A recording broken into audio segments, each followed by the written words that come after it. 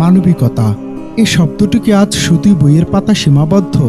খান জাহান আলী মাঝারের দিঘি, যেখানে পুণ্যার্থীরা আসেন মনের বাসনা পূর্ণ করতে, কিন্তু সেই পবিত্র স্থানের পাড়ে আজ কলঙ্কিত হলো মানবতা। একটি কুকুর, যার পাজরা নাকি ছিল রশি দিয়ে বাঁধা, মৃত্যুর সাথে পাঞ্জা লড়ছিল পানিতে। সে বাঁচতে চেয়েছিল, বারবার তীরে ওঠার চেষ্টা করেছিল, কিন্তু তার সে আকুল আকুতি কি পৌঁছাতে পেরেছিল সেখানে দাঁড়িয়ে থাকা কয়েকশো মানুষের কানে? না, আমাদের বিবেক তখন সেলফি আর ভিডিওর ফ্রেমে বন্দী। আমরা কি এতটাই নিচে নেমে গেছি যে একটি অবলা প্রাণীর মৃত্যু আমাদের কাছে স্রেফ বিনোদনের লাইভ শো? সবাই দাঁড়িয়ে দেখছিলেন।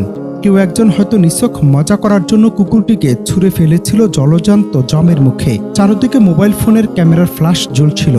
সবাই সেরা অ্যাঙ্গেল খুঁজছিল সেই বিভৎস দৃশ্য ধারণ করতে, অথচ চাইলে কেউ একজন হাত বাড়িয়ে তাকে টেনে তুলতে পারতেন। কিন্তু আমাদের জীবনের কাছে ভিডিওর ভিউ আর লাইক আজ বড় হয়ে দাঁড়িয়েছে। ধীরে ধীরে জমদূত হয়ে এগিয়ে এলো কুমিরটি, আর সেই অসহায় প্রাণীটির বাঁচার শেষ চেষ্টা মিলিয়ে গেল পুকুরের অতল গহ্বরে। মানুষ দেখলো, হাসলো এবং ভিডিও ধারণ করলো, কিন্তু মানবিকতা, সে তো আগেই ডুবে মরেছে।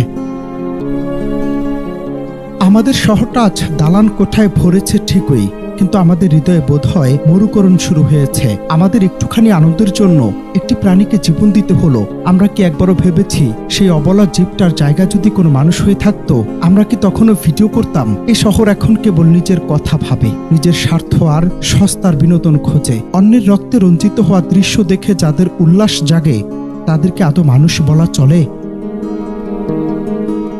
শেষমেশ কুকুরটিকে খেয়ে ফেলেছে কুমিরটি, কিন্তু সাথে করে নিয়ে গেছে আমাদের সমাজের শেষ অবশিষ্ট নৈতিকতাটুকু। একটি ছোট উদ্যোগ, একটি সাহসী পদক্ষেপ হয়তো বাঁচাতে পারত একটি প্রাণ, কিন্তু আমরা তা করিনি। আজ একটি কুকুরের জীবন হারিয়েছে, কাল হয়তো এই উদাসীনতা আরো বড় কোনো ট্র্যাজেডির কারণ হয়ে দাঁড়াতে পারে।